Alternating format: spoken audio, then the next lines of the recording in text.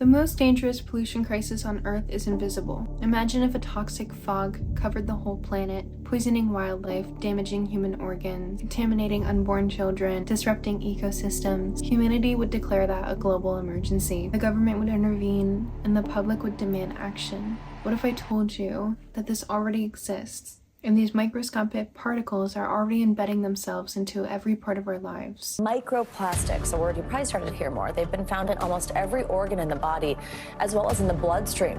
Found actually in babies. That means that these microplastics have been circulating within the mother's circulation and exposed to the baby in the womb. Plastic pollution are no longer just considered an environmental issue, they're a growing health concern. Plastics, they are found in everything from plastic containers to water bottles, and new research finds they may be impacting our brain tissue.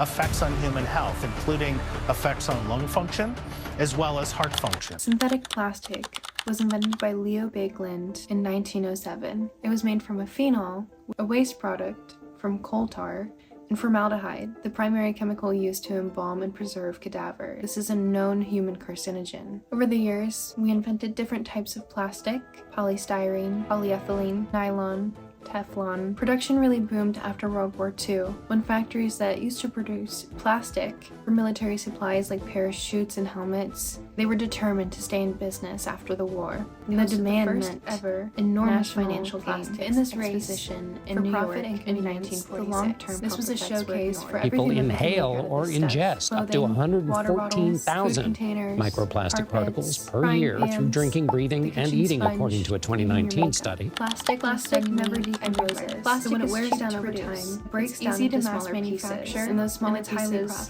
flake off. Companies rush to put it in as many exposure as friction. Most of them are less than 1 micrometer, which is 1/70th the size of a strand of hair. These fragments are what we refer to as microplastics and nanoplastics. The ocean is one of the clearest examples of how contamination spreads. Every year, millions of tons of plastic is dumped into the ocean, discarded, and it's left to collect in places such as the Great Pacific Garbage Patch. The plastic cooks underneath the constant sunlight.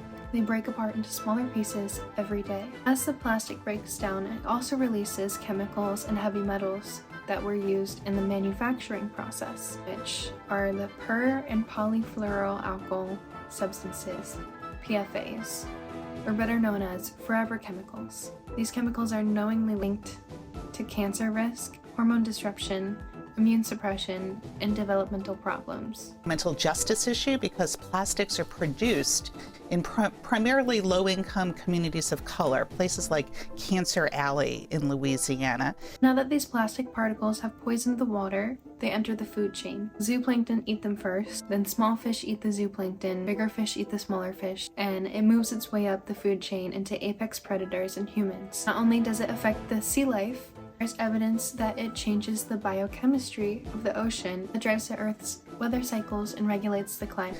Is we're turning our ocean into a watery landfill with so much plastic getting into the ocean. It's about 2 giant garbage trucks every minute is dumped into the ocean. And, you know, the ocean is 71% of the world's surface and a major protein source for many of us. What makes this crisis uniquely disturbing is how unavoidable it has become. They're not only present in polluted waterways and garbage patches, it's in the air itself, have been found in the deepest depths of the ocean and as far as the summit of Mount Everest. And some of them enter the food supply much earlier, directly from the source, in contaminated soil and water. It infiltrates plant root systems, and plastics are present in fruit and vegetables before they have even reached our plates. Simple everyday activities contribute to the growing problem. Every mile wears down vehicle tires. Every time you open a package or use a plastic kitchen utensil, we all release tiny plastic fragments. Yet one of the largest contributors of all, clothing, 34.8% of microplastic pollution. Our modern clothing is made increasingly from plastic materials. Every time we wear clothes that are made out of plastic, our skin absorbs those particles. Every time we produce any sort of friction,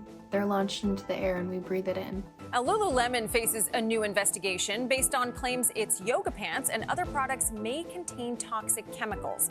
Now, the Texas Attorney General says the probe will look at whether the company uses potentially dangerous forever chemicals in its clothing. These particles are small enough to bypass biological barriers and infiltrate human tissues. Scientists have detected microplastics in the blood, lungs, placenta, liver tissue, and even our brain. In recent studies, researchers have found up to 5 grams of plastic accumulated in cadaver brains. 5 grams is equivalent to a plastic spoon. One of the most disturbing discoveries to me is microplastics in placental tissue. The placenta is supposed to serve as a protective interface between mother and child. With microplastics detected here, it suggests exposure long before birth. PFAs that I mentioned earlier are also in our bodies. Microplastics act as a vessel containing and carrying these toxic chemical additives. PFAs have been associated with cancer risk, hormone disruption, immune suppression, reduced vaccine response, developmental problems in children, liver damage, and reproductive complications. Children are particularly vulnerable. Organs, immune systems, brains, and hormonal systems are still developing. Exposure during critical stages of development could have effects that last a lifetime. Plastic contamination has become the biological reality of human existence. The materials we manufacture and discard are now a part of us. The larger question is, who profits off of this system? The plastic production is a multi-trillion-dollar industry supported by petrochemical companies, manufacturers, and consumer good corporations. For decades, the responsibility of plastic waste has largely been shifted onto the consumers instead of the producers. Campaigns have emphasized personal recycling and individual responsibility. The issue of microplastics has been created by economic systems that reward cheap production, disposable products, and short-term profits. We've seen this before.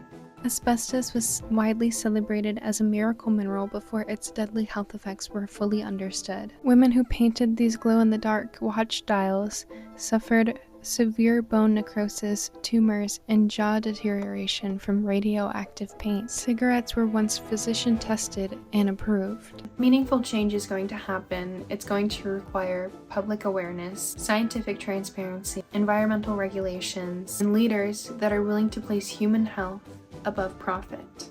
The microplastic crisis was not created by individual consumers, but it's possible that it can be ended by them. Hey guys, so while I'm editing this video, I realized that I'm not really satisfied with the conclusion. There's a lot of information that I'm just kind of like throwing out there. I got really into researching all these microplastics and where all this is coming from and how it's so obviously embedded into every aspect of our daily lives, yet it seems as if we're completely ignoring it. The discourse that I see online is that people don't necessarily care, and I don't know if that's indicative of something bigger, if we're just so fatigued as a generation to just kind of make a joke about it and brush it off, but we are seeing in real time the negative health impacts this has on us, and yeah, I don't know. So thanks for watching my video. I mean, it's a start. I'm passionate about this. I don't know necessarily what the next step is, but I learned a lot in the recording process and the editing process, and this is definitely going to be a very interesting journey.